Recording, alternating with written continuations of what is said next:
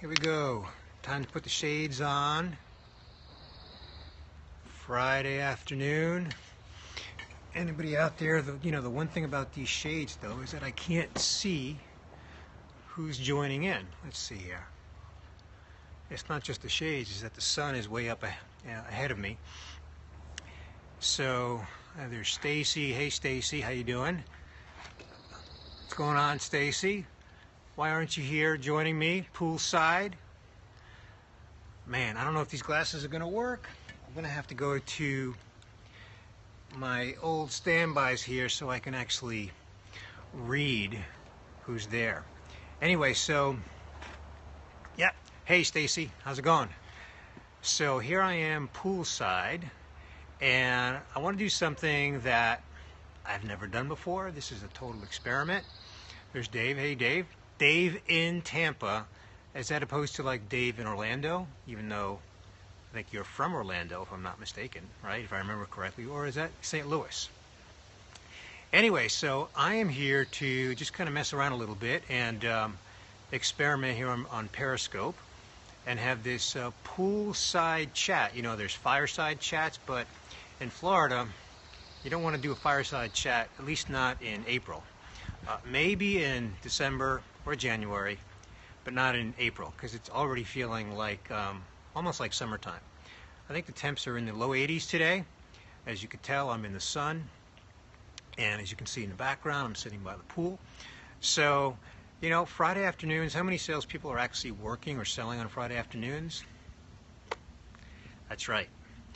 Unless they're golfing with customers, which is a form of working, but otherwise they're not working. So why not have a poolside sales chat?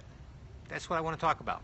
So we're going to give this a try and see if we can generate a little bit of interest and people just kind of hanging around by the pool with me on a Friday afternoon to talk about sales. So let me tell you what really inspired me to talk about this. Aside from Megan telling me I should do this. So I have to pick on you, Megan. I just published a blog post a few days ago called Social Selling is Back to Basics.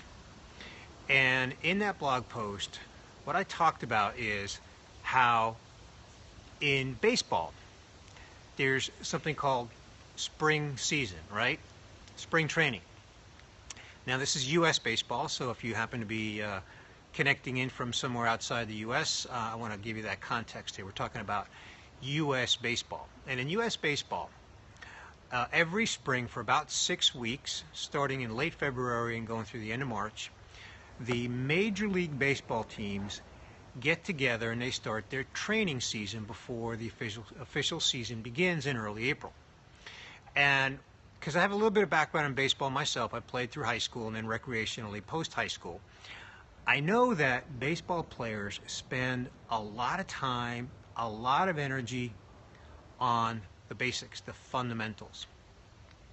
So I wrote this post and I said, you know, social selling is back to basics, because in baseball they spend a lot of time on those basics. So I thought I would begin this whole Periscope thing, this little season or episodes that I'm going to do on this whole topic of social selling is back to basics, and really start with that introduction on the whole spring baseball metaphor, because I always remember, both as a student of the game as well as a player, the emphasis on the fundamentals of the game. So when I put this blog post together, I went out and I scoured the internet and I looked at people that I know that are really experts, practitioners in social selling, and I found 17 people that had a lot of really great tips that are about the basics, the fundamentals. So I wanted to start with that here today. So let me just pause right there and just say that I'm thinking about doing this on Friday afternoons for the foreseeable future. Although I might have some interruption because I've got some travel plans coming up in the week of April 18th and the week of April 25th. So I may not get to it on Friday afternoon, And I certainly am not going to be poolside because I'm going to be in California for one of those weeks. And actually, I think the following week I will be back, so I should be able to do it on that following week. So anyway, so I'm sitting here by my pool. I'm in the Tampa Bay area.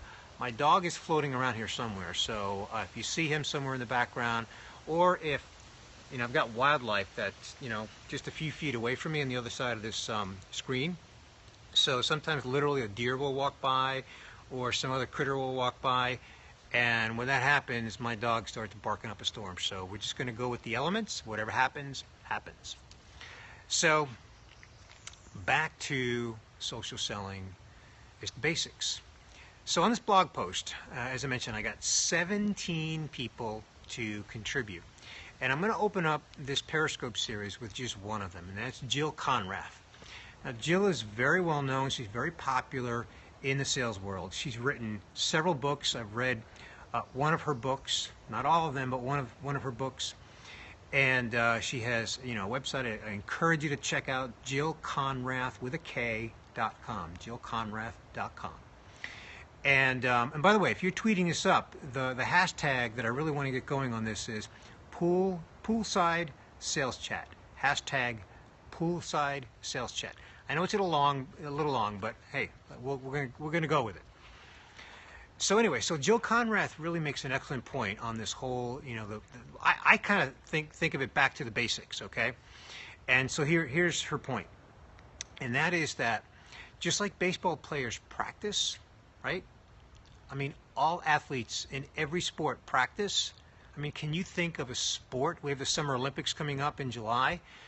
We're in the beginning of the baseball season. We're near the end of the basketball season. We're near the end of the hockey season, right?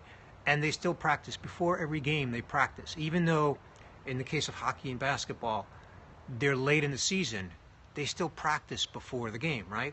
So if you're an athlete, if you've been an athlete, if you played any kind of sports, whether it's a team sport or even an individual sport like tennis or running, before you go into a game situation, you practice, right? I mean, the answer is yes, you practice. So why is it that in the sales profession, sales professionals don't always practice before getting into their game scenario? Meaning before they're, that's right. Hey, Nan, is that Nan? I can't tell. No. Inos. Yo, yeah, absolutely. I mean, you've got to practice before you go into your game scenario. So Jill's point was this. You have a LinkedIn profile, right? You type up your LinkedIn profile. You write up what you want to say on your LinkedIn profile about who you are and what you do. Are you writing it from the lens of your customer? Are you writing it in a way that your customer understands how you solve their problems? And so, if you are, great. Have you practiced that before you publish it? Have you presented that, what you're saying, on your LinkedIn profile? Because let's face it, your prospective customer is going to eventually visit your LinkedIn profile, right? So, whatever you wrote up, was it through the eyes of the customer? Are you sharing a story about how you solve customer problems, how you add value to their life, and not about how you're so great or you've accomplished this, you've accomplished that, but how you solve problems. But more importantly, have you rehearsed that? Have you practiced that before you actually publish it on your LinkedIn profile? So that's really the point that Jill Conrath is driving home. And she is one of 17 people that are in this blog post. So if you want to know what this blog post is, it's on our blog at socialbusinessengine.com. Just hit the blog there. It's the most current blog post as I record this Periscope. If you're watching this Periscope somewhere in the future on Catch Me, then just go to socialbusinessengine.com and look for the blog post, Social Selling Back to the Basics, on April 5th.